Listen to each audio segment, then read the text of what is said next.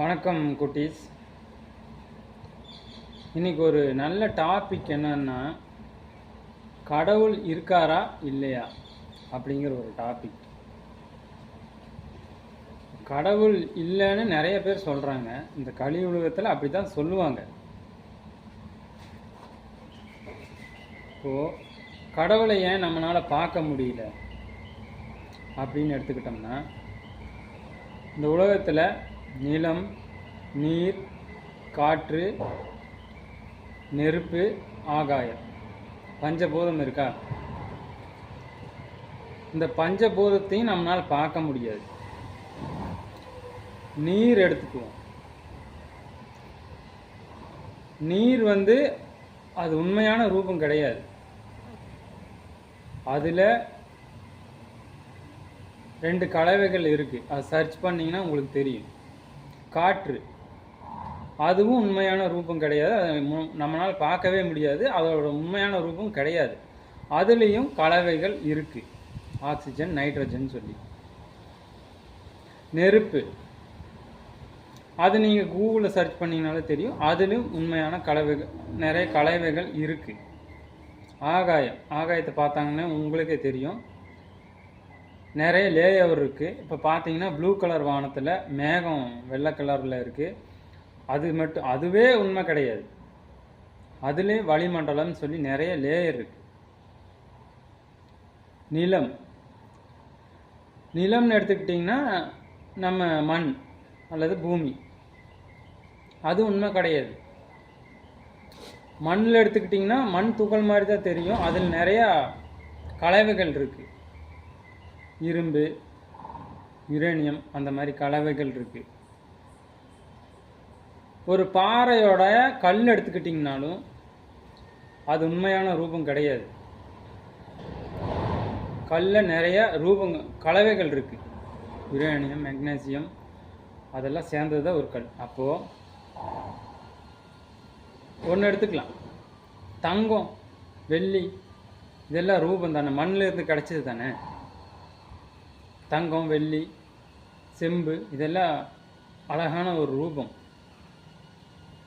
இது உண்மை தானே அப்படின்னு நினைப்பீங்க. இப்போ தங்கத்தை எடுத்துக்கிட்டிங்கனாலும் கூட உண்மையான ரூபம் கிடையாது. அதில் 3 மூலக்கூறுகள் இருக்குது.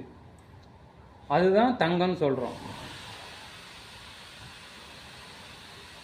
தங்கத்தை சர்ச் பண்ணிங்கனாலே தெரியும். இப்போ உலகத்தில் பார்க்குற எதுவுமே உண்மையான ரூபம் கிடையாது. மலை எடுத்துக்கிட்டிங்கனாலும், மரம் எடுத்துக்கிட்டிங்கனாலும், தாவரங்கள் எடுத்துக்கிட்டிங்கனாலும், ஒரு மரம், தென்னை மரம் எடுத்துக்கிட்டிங்கனாலும் தென்னை மரம் தான் தெரியும். அதோடைய இலைகள், தண்டு, அதோடைய மட்டைகள் எல்லாம் சேர்ந்தது தான் ஒரு தென்னை மரம். அதுக்கு உண்மையான ரூபம் கிடையாது.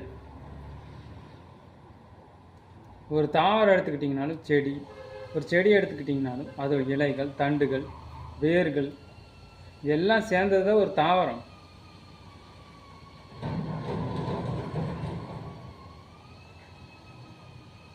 இப்போ மனிதன் எடுத்துக்கிட்டிங்கனாலும் தலை, முடி, மூக்கு, உடம்பு, கை, கால், இதெல்லாம் சேர்ந்தது தான் மனிதன். இதயம், மூளை, இதெல்லாம் சேர்ந்தது தான். வெறும் தலையை மட்டும் வச்சுட்டு இது மனிதன் சொன்னால் யாரும் நம்ப மாட்டாங்க. அதே மாதிரி தான் விலங்கு. ஒரு நாய், அதுக்கும் கண், கால், தோல், முடி, இதெல்லாம் சேர்ந்தது தான் ஒரு ரூபம். அது ஒரு ரூபம் கிடையாது. கண், கால், மூக்கு, ரத்தம், இதெல்லாம் சேர்ந்தது தான் மனித ரூபமே. அப்போது நம்ம இந்த உலகத்தில் பார்க்குற எதுவுமே உண்மையானது கிடையாது. ஒரு நிலையானது கிடையாது.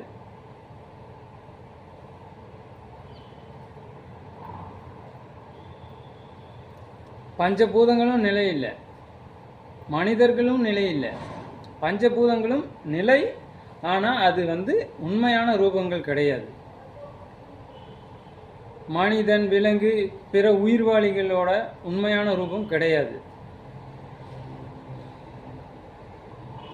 அதே மாதிரி தாவரம், செடி, கொடி, மரம், பூக்கள், இதோட உண்மையான ரூபம் கிடையாது.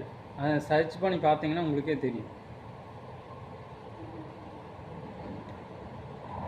உண்மையான ரூபம் கிடையவே கிடையாது எதுக்குமே. இந்த உலகத்தில் உண்மையான ரூபங்கள் எதுக்குமே கிடையாது. அப்போ நம்ம படைச்ச கடவுள் இந்த பூமியை, இந்த வாழ்க்கையை, இந்த உலகத்தை உண்டாக்கின கடவுள் ஒரு உண்மையான ரூபமா இருக்கணும் இல்லையா?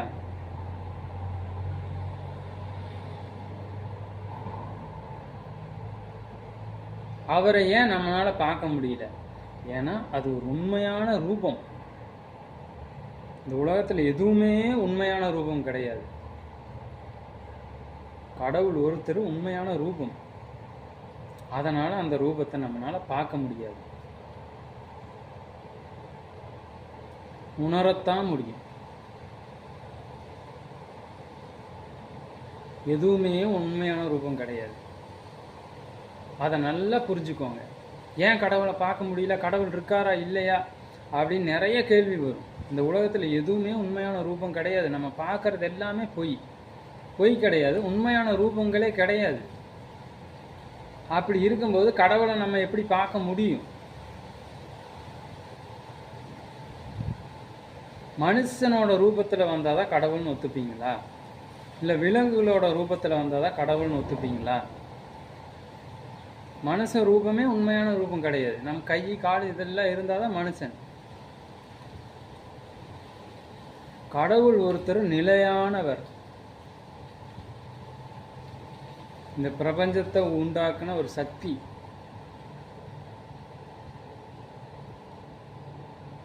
அதை நம்ம உண்மையான யோகத்தால் தான் உணர முடியும், பார்க்க முடியும்.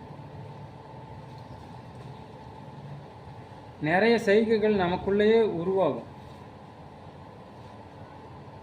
கெட்ட இடத்துக்கு போகும்போது நிறைய தடங்கள் வரும், நல்ல இடத்துக்கு போகும்போது நிறைய சமிக்கைகள் வரும். சில சமிக்கைகள் மூலமாக கடவுளை உணரலாம். கடவுள் சமிக்கைகள் கடவுள் கொடுப்பார், அதை இருக்காருன்னு சொல்லி உணரலாம். ஆழ்ந்த தியானம், தினமும் தியானம் பண்ணணும். 15 நிமிஷம், 20 நிமிஷம், அரை மணி நேரம் தினமும் தியானம் பண்ணினீங்கன்னா இந்த கடவுளுடைய சக்தி உங்களுக்குள்ள உணரலாம், வெளியும் பார்க்கலாம். சில சமிக்கைகள் கொண்டு அங்கங்கே பார்க்கலாம்.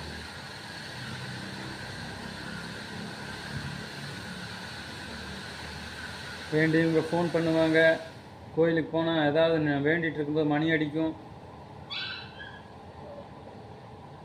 ஏதாவது வரும், gift வரும், பணம் வரும். இது நிறைய ரூபத்தில் கடவுளை நம்ம பார்க்கலாம். கடவுளோட சைகைகளை நம்ம பார்க்கலாம். அதே மாதிரி தினமும் கடவுளை நினச்சி தியானம் பண்ணவங்க கடவுளை உங்களுக்குள்ளேயே உணரலாம். கடவுள் இல்லைன்னு சொல்கிறவங்களுக்கு இது ஒரு பாடம்.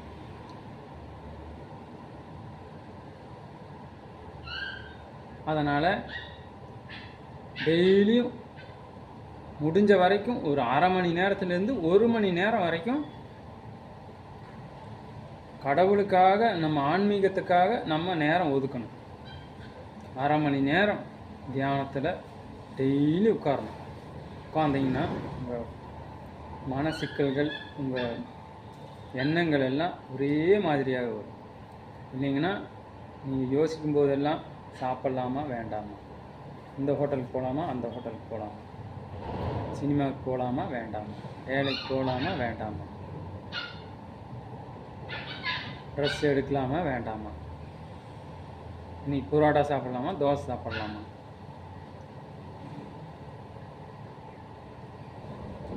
நாளைக்கு கோயிலுக்கு போகலாமா வேண்டாமா, இன்னைக்கு இவங்களுக்கு ஃபோன் பண்ணலாமா வேண்டாமா,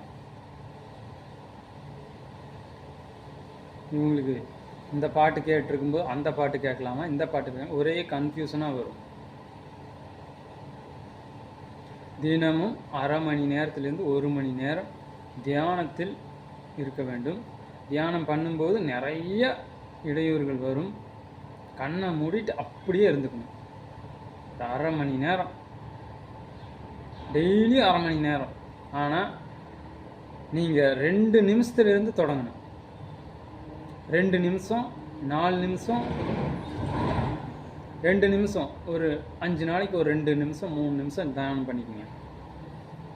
அதுக்கப்புறம் அடுத்த 5 நாள் 5 நிமிஷம் 6 நிமிஷம் தியானம் பண்ணுங்கள். அதுக்கப்புறம் அடுத்த 10 நாள் 6 நிமிஷம் ஒரு கான்ஸ்டண்ட்டாக ஒரு 6 நிமிஷம் தியானம் பண்ணுங்கள். அடுத்த 30வது நாள் 30 நாளில் 8 நிமிஷம் 10 நிமிஷம் தியானம் பண்ணுங்கள். படிப்படியாக போங்க.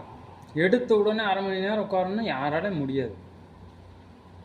ஃபஸ்ட் நாள் கான்ஸ்டண்ட்டாக 2 நிமிஷம் இல்லை 3 நிமிஷம் அப்படியே கண்ணை மூடிட்டு அப்படியே உட்காந்துக்குங்க. அமைதியாக இருக்கோ இல்லையோ, உங்கள் சொந்த ஆட்கள் இருக்காங்களோ இல்லையோ, பக்கத்தில் தனியாக ரூம் இருக்குது, உள்ள ஆளுங்க இருக்காங்க, பரவாயில்ல, ஃப்ரெண்டுக்கு இருக்காங்க, பரவாயில்ல. நீங்கள் பாட்டுக்கு ஒரு 3 நிமிஷம் அப்படியே உட்காந்துக்குங்க. வீட்டுக்குள்ளே இருக்கீங்களா, ஒரு 3 நிமிஷம் டிவி ஓடுதா, வேறு பக்கம் போயிட்டு ஒரு 3 நிமிஷம் 4 நிமிஷம் டெய்லியும். ரூமில் இருக்கீங்களா, பசங்கள்லாம் இருக்காங்களா, ஒரு 3 நிமிஷம் 4 நிமிஷம் டெய்லியும் அவங்க முன்னாடியே இருந்துங்க. அவங்க என்ன சொல்ல போகிறாங்க ஒன்றும் சொல்ல மாட்டாங்க. என்ன ஏது பேசினாலும் அப்படியே உட்காந்துக்குங்க. அமைதியாக இல்லாதவங்க அப்படி, அமைதியான இடம் கிடைக்கிறவங்க அமைதியான இடத்துல போய் ஒரு 3 நிமிஷம் 4 நிமிஷம் டெய்லி உட்காருங்க. ஒரு 10 நாளைக்கு 3 நிமிஷம் 4 நிமிஷம் கண்ணை மூடிட்டு அப்படியே உட்காந்துக்குங்க. அடுத்த 10 நாள் 5 நிமிஷம் 6 நிமிஷம் அப்படியே கண்ணை மூடிட்டு உட்காந்துக்குங்க. 30 நாள் 6 நிமிஷம் 7 நிமிஷம் அப்படியே 2 நிமிஷம். ஃபஸ்ட்டு 6 நாள் 2 நிமிஷம், அதுக்கப்புறம் ஒரு 10 நாள் 6 நிமிஷம், அதுக்கப்புறம் ஒரு 10 நாள் 8 நிமிஷம், அதுக்கப்புறம் 42 நாளுக்கு அப்புறம் நீங்கள் 48 நாள் வச்சுக்கோங்க. 48 நாளுக்கு அப்புறம் கன்ஃபார்மாக நீங்கள் அரை மணி நேரம் இல்லை 20 நிமிஷம் ஒரு தியான நிலையில் உட்காந்துக்குங்க. மூச்சை பிடிச்சிட்டு அப்படியே இந்த சின்முத்திரையில் வச்சுட்டு, சின்முத்திரை எல்லாத்துக்கும் தெரியும், இந்த முத்திரை வச்சுட்டு இப்படி வச்சுட்டு உட்காந்துக்குங்க. அரை மணி நேரம் உட்காந்து டெய்லி உட்காந்துக்குங்க. எப்போ டைமுக்கு காலையில் எந்திரிக்க முடியாதவங்க சாயந்தரம் பண்ணலாம், நைட் பண்ணலாம், எப்போ வேணாலும். ஆனால் தினமும் பண்ணணும். அப்போ தான் கடவுள் இல்லைன்னு சொல்கிறவங்க சொல்லிகிட்டே தான் இருப்பாங்க. இந்த கலி உலகத்தில் எல்லாருமே 4 1 பங்கு தான் நல்லவங்க, மீதி 3 பங்கு கெட்டவங்க. கெட்டவங்க தான் சொல்கிறது இல்லைன்னு சொல்லிகிட்டே இருப்பானுங்க. அப்படி நல்லவங்க மட்டும் இதை பண்ணுங்கள். டெய்லியும் அரை மணி நேரம் உட்காந்துக்குங்க. உங்களை சுற்றி இருக்கிறவங்க கெட்டவங்க 1000 சொல்லுவானுங்க, ஏன்டா பண்ணுறேன், இது பண்ணுறேன், அது பண்ணுறேன்னு. கண்டிப்பாக ஒரு அரை மணி நேரம் அப்படியே உட்காந்துக்குங்க. டெய்லி இப்படியே பண்ணுங்கள். கண்டிப்பாக கடவுளை உணர்வீங்க. உங்கள் வாழ்க்கையில் நல்லதையே தான் பண்ணுவீங்க, தர்மத்தில் நிற்பீங்க, நல்ல வழிக்கு போவீங்க. ஏன்னா நான் 2006 வருஷத்துக்கு முன்னாடி தியானம் பண்ணி எக்ஸசைஸ் பண்ணி அதுக்கப்புறம் உடம்பு சரியில்லாமல் போய் இப்போ கண்டினியூ பண்ணிகிட்ருக்கேன். நான் கடவுளை உணர்ந்துட்டேன். இது தொடரும்னு நினைக்கிறேன். அதனால் எல்லோரும் கடவுள் வழிக்கு போங்க, தர்மத்தை நிலைநாட்டுங்க. கொஞ்சமாவது பிற உயிர்கள் மேலே கருணையை வைங்க. பிற உயிர்கள் எடுத்து கருணையை வைக்கணும். சாப்பாடு போடணும், அன்பாக பேசணும், அன்பாக நடந்துக்கணும். அதனால் கடவுள் இருக்காது. கடவுள் இல்லைன்னு சொல்கிறவங்க இதை பண்ணிவிட்டு அதுக்கப்புறம் கடவுள் இருக்காரா இல்லையா அப்படின்னு சொல்லுங்கள். எல்லா குட்டீஸ்க்கும் நன்றி, வணக்கம்.